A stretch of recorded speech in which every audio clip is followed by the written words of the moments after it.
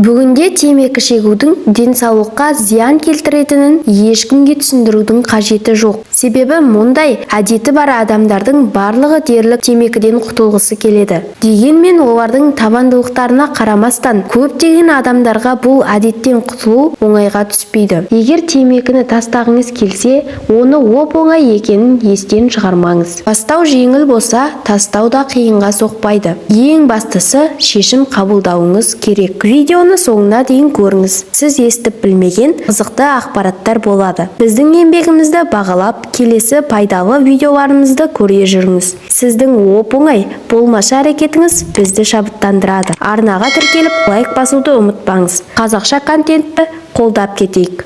Ал енді темекінің зиянды тұстарына тоқталайық. Темекіні шегу ас қорытуға деген кері әсерін береді. Асқа деген тәбетті қайтарады. Ас қорытуды қиындатады. Тісті сарғайтып, ауызды сасытады. Асқазанда жара пайда болады. Темекі шегу ерін, тіл және өңеш рағына жол ашады. Егер де сіз темекіні тастағыңыз келсе, жаңа өмір бастауға дайын болыңыз және өз-өзіңізді алдамаңыз. Темекіні тастағаныңыз туралы достарыңызға, барлық жақын адамдарыңызға айтып, көмек сұраңыз. Себебі бастапқы кезде әрдайым темекіні ойлап жүруіңіз мүмкін. Сондықтан басқа заттармен алдануыңыз керек. Күн сайын темекі санын азайтып тұрыңыз. Соңғы қорабын шегіп, мәңгілікке қош айтысыңыз. Көбірек су ішіп, дұрыс тамақтаныңыз. Мұның бәрі сіздің ағзаңызға темекіден құтылуға көмек береді. Егер бірнеше күн темекі шекпесеңіз, өзіңізге сыйлық жасаңыз. Өйткені сіз соған лайықтысыз.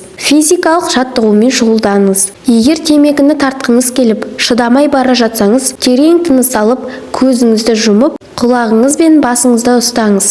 Содан кейін көзіңізді ашып, айналаға басқаша көзқараспен қараңыз. Темекіні ұсынса бас тартыңыз. Бастапқыда ол өте қиын болары анық, бірақ үйреніп кетесіз. Таза ауамен серуендеңіз. Темекіден бас тарту сіздің өміріңізге деген көптеген өзгеріс енгізеді. Темекіні шекпеңіз. Өзіңізді соған сендіріңіз.